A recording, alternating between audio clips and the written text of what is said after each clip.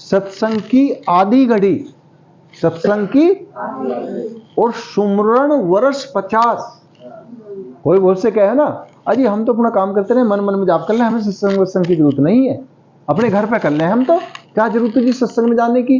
तो क्या कह रहे, चलो कर ले, लाभ तो जरूर मिलेगा अपने घर करने से भी, लेकिन 50 वर्ष तक मेहनत से भक्ति करे उतना 50 वर्ष में भी लाभ नहीं होगा जितना सत्संग में आधी घड़ी में लाभ हो जाता है, ऐसा संत महापुरुष कहते हैं।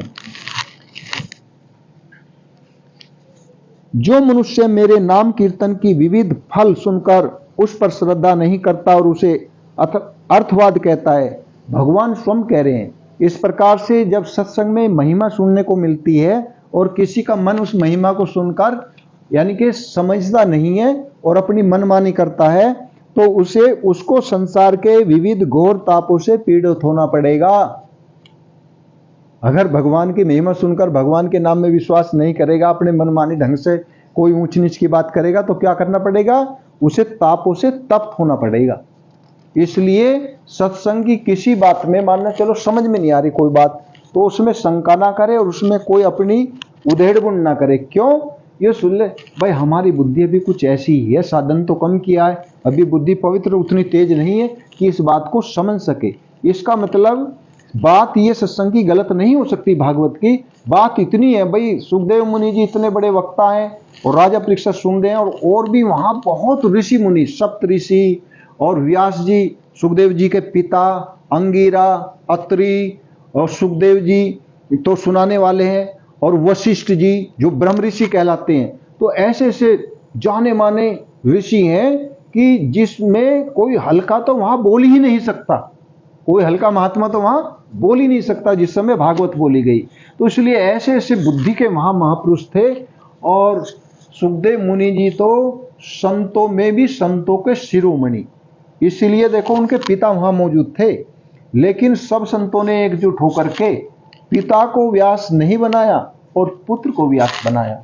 और व्यास जी को अगर कहा भी गया तो व्यास जी क्या बोलते हैं कि मैं भागवत का लिखने वाला तो हूं, भागवत को लिखने वाला तो हूं, लेकिन जितना भागवत का अनुभव मेरे पुत्र सुखदेव को है उतना मुझे भी नहीं है। इसलिए अगर हम दोनों हैं तो मेरे से ज्यादा अधिकार सुखदेव मुनि का यानी कि मेरे पुत्र का है, मेरा नहीं है, क्योंकि उसका इतना चरम वैराग्य, यानी कि जैसे अपने माता के पेट से जन्मे और बस नाल छेदन हुआ, समझे नहीं, नाल छेदन होते ही माता और पिता की तरफ को देखा नहीं, मतलब उनका रूप भी माता पिता के ढंग से देखा नहीं, और तुरंत घर से बाहर निकले और एकदम वनों को चले गए।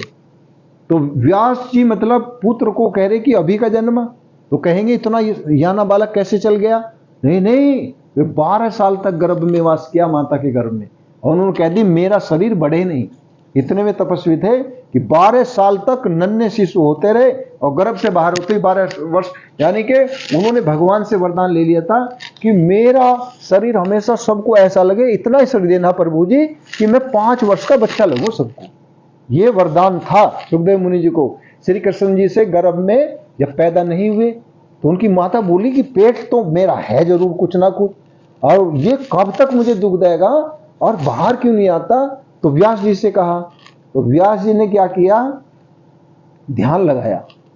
भाई जब कोई समस्या होती है तो ध्यान किसका, भगवान कृष्ण जी का लगाया, और पहले बातें की उससे बच्चे से, अरे तू कौन है, तू है भी कोई, भाई तू बाहर क्यों नहीं आता। तो उन्होंने कह दी मैं नहीं आने का बाहर अभी। क्यों नहीं आने का भाई, वो समाधि की भाषा जानते थे और ध्यान लगाना जानते व्यास जी, कि जो भगवान श्री कृष्ण जी आवे और मेरी कुछ शर्तें हैं उन्हें मंजूर करें तो मैं पेट से बाहर आऊं, नहीं तो आने का नहीं। उनको तेरी माता पता कितनी दुखी है, उनको माता को मैं और दुख देने का नहीं, इससे बड़ा शरीर अब बढ़ाने का नहीं, इतना ही शरीर रखूंगा जितना है। और इनको हर टाइम कैसे मतलब इतने पेट को लेकर घूमो जाएगी, कितने दिन हो गए अब तेरी माता को दुख हो रहा, कि माता का दुख दिखाई दे रहा तो भगवान को बुलाओ। तो व्यास जी ने फिर भगवान श्री कृष्ण जी का ध्यान किया। तो श्री कृष्ण जी का ध्यान जैसे किया तो श्री कृष्ण जी प्रकट हो जाते हैं, वे तो अंतर्यामी सर्वशक्तिमान सबके सुनने वाले। हाँ तो कैसे याद किया व्यास जी, कि देखो जी ये गर्भ में शिशु है, ऐसे ऐसे इतने वर्ष हो गए और बाहर नहीं आता। भगवान जी ने ध्यान लगा के फिर उससे सुखदेव से बात करी। भगवान तो सब जानते थे, अरे भाई बाहर क्यों नहीं आता? तो सुखदेव मुनि जी कहते हैं कि बाहर आने में तुम्हारी माया से डर लगता है।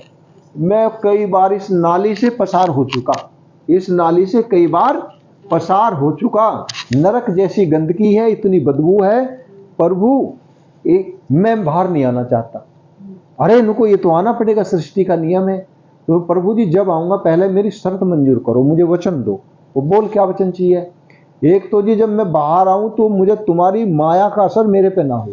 जो ज्ञान मुझे अब है, 7वें महीने में बच्चे को भगवान का अपना 100 जन्मों का ज्ञान होता है और भगवान से जन्म में ऐसी प्रार्थना करता है अंदर गर्भ में बच्चा भगवान की कि प्रभु जी आपके इस नरक से बाहर निकाल दो।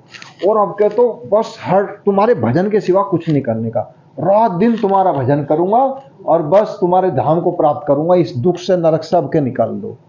तो भगवान ऐसे सुनते रहते हैं। तो फिर जो है ऐसा ज्ञान जग जाता है 7वें महीने में और प्राश्चित करता है वो।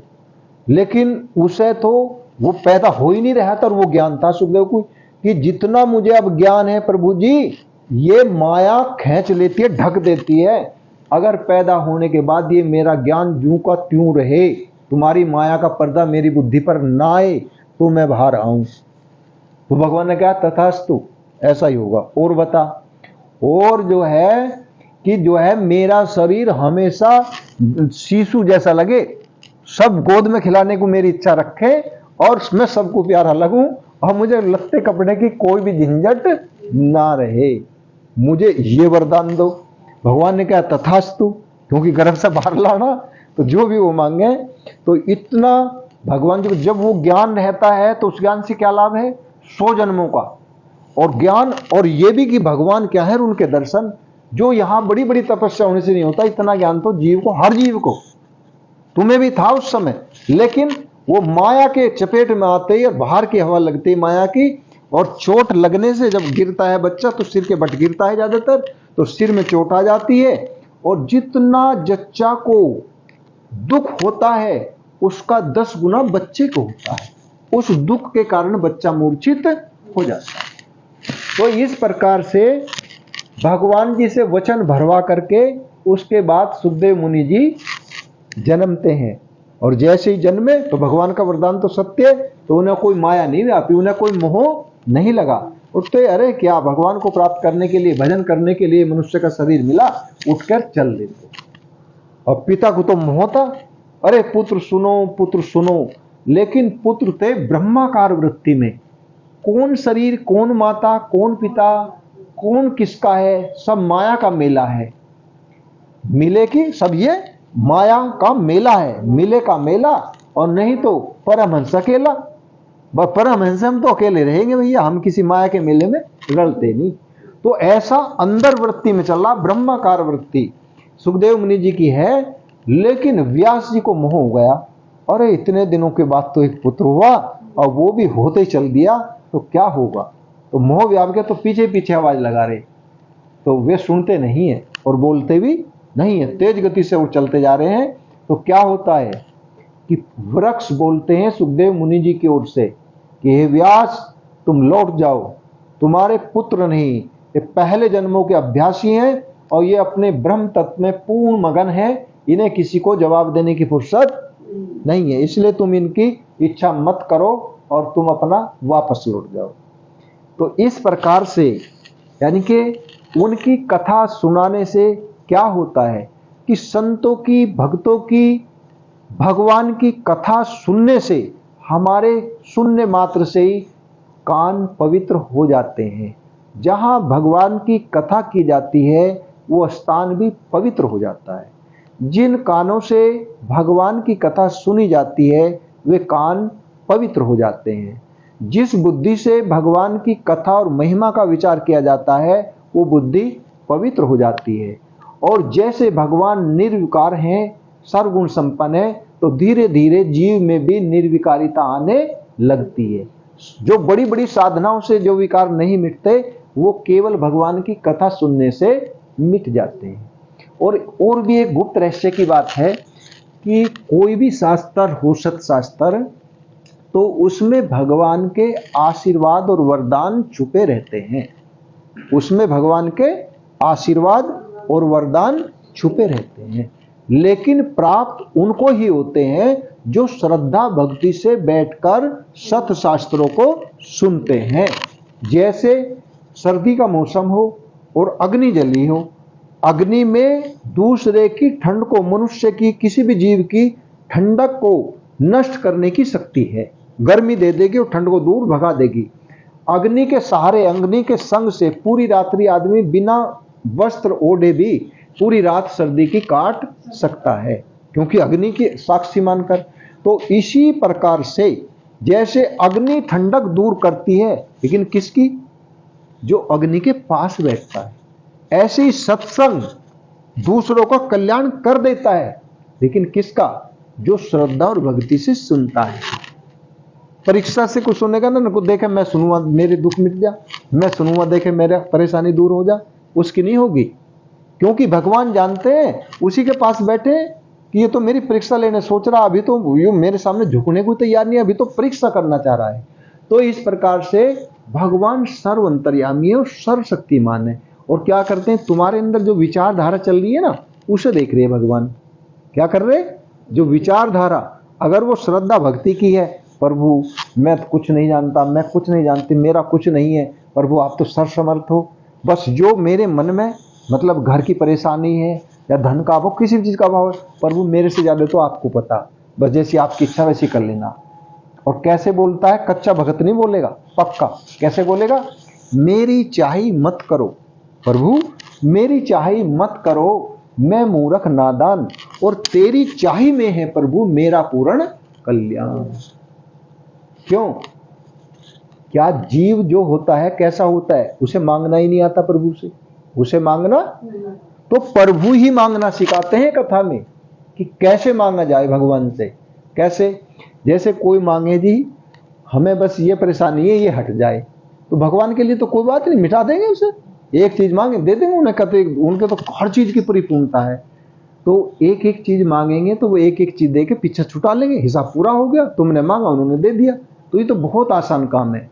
लेकिन जो कोई मांगे नहीं और केवल विचार करे, प्रभु को सौंप दे,